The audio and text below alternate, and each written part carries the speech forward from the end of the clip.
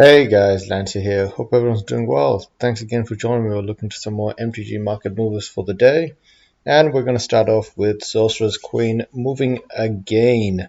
Now, this card has been printed multiple times. You're not going to get it in black border anymore.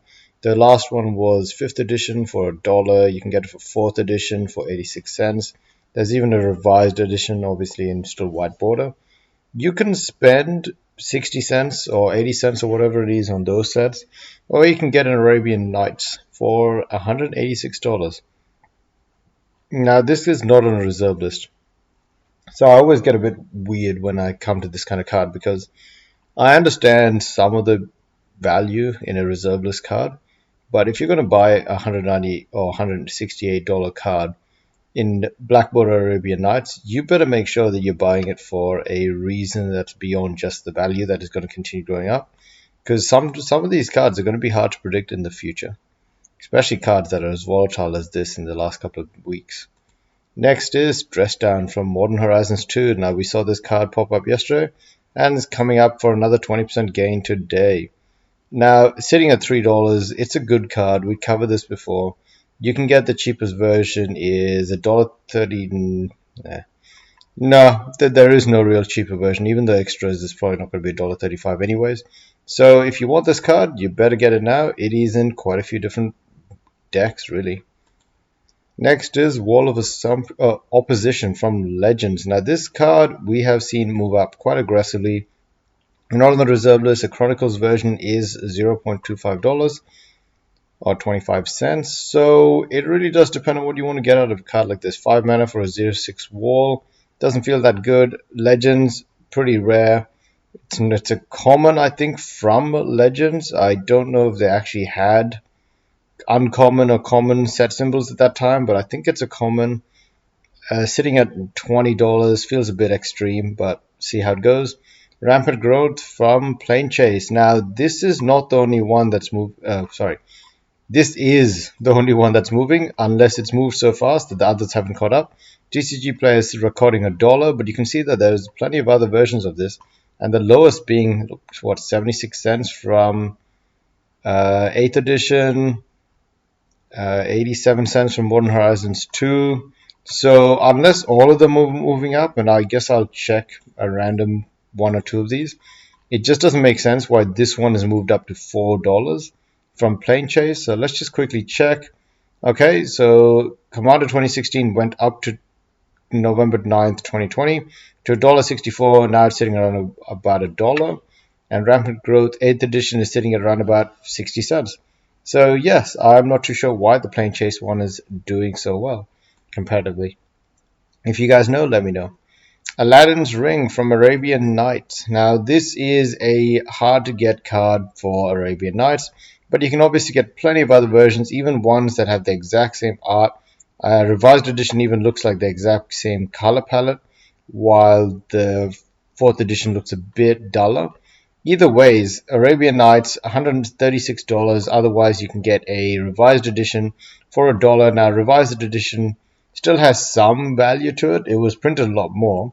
It's got more values than some of the more recent sets, like 4th edition and so on. Next is Hercules Recall. Now, Antiquities. Once again, we have seen this card pop up a few different times. It is being played in a lot of vintage decks, even a couple of modern decks. The price for all of them have gone up, especially Modern Masters 2015, sitting at $6.22.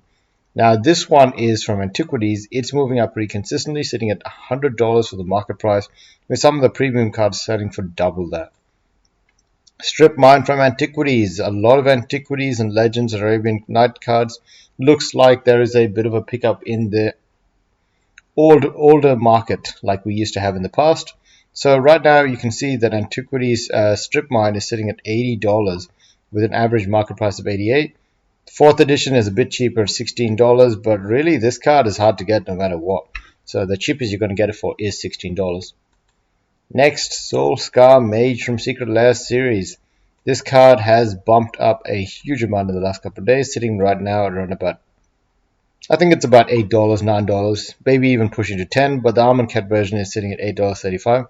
So I'd be surprised if the Secret Lair sits lower than that. So it's probably going to push up to $10 quite fast. and we'll see where it stays. Zulaport Cutthroat from Secret Lair series. Now this is also a pretty good card.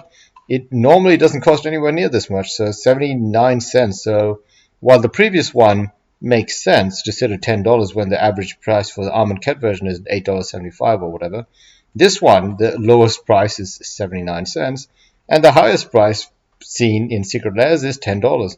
So you guys can let me know, is it the art? What makes it so cool? Either ways, this is still a valuable card, but I just don't understand why you wouldn't just pay for the original Battle Center card. 79 cents one. Next, Risen Reef from Corset 2020. Elemental. That's pretty much all I had to say. Elemental. People are trying out different kinds of elements. Elemental decks. It's used in Elemental. It's used in Zoo. Sahili combo, but obviously 41 pop-up and elementals. It's a good card, especially if you have a lot of elementals. Ren and 7. I almost said 6, but Ren and 7 from Innistrad Midnight Hunt Extras. Now we will have a look at the end of this, a couple of spoilers from Innistrad, which is really cool. And yeah, it makes perfect stuff, actually. The card is good. It's 5 mana but, so we had to really see how playable it is in standard, because that's where the price is coming from. Right now it's sitting at $50. It could be moving straight into modern, but no decks have been coming out yet. So the idea that this is already a $50, $80 card is just based on the previous round 6 sitting at $116. Durga Hedge Mage from Commander Anthology. Now this card has always been popping up every now and then, sitting at $1.55. It's a pretty cool card. The cheapest one you can get, Eventide, or this one is $1.79. It depends on what you're going to be making out of it. Like I said, it is a cool white-red card. Good for Commander. Tormod's Crypt from Time Shifted. Pretty fun card. I think I have one of these from ages ago, probably from Time Shifted. You can obviously get one for like 50 cents right now. So the reason why you're getting this one, it's unique. The Dark has one for $10. Outside of that, this is the only Chronicles has one for 70 cents, but that's whiteboarded. So the Time Shifted one is the only one that's blackboarded and has the same art as From the Dark, which is why it's putting up even half the price that the From the Dark is. I guess people like this art better than the current ones.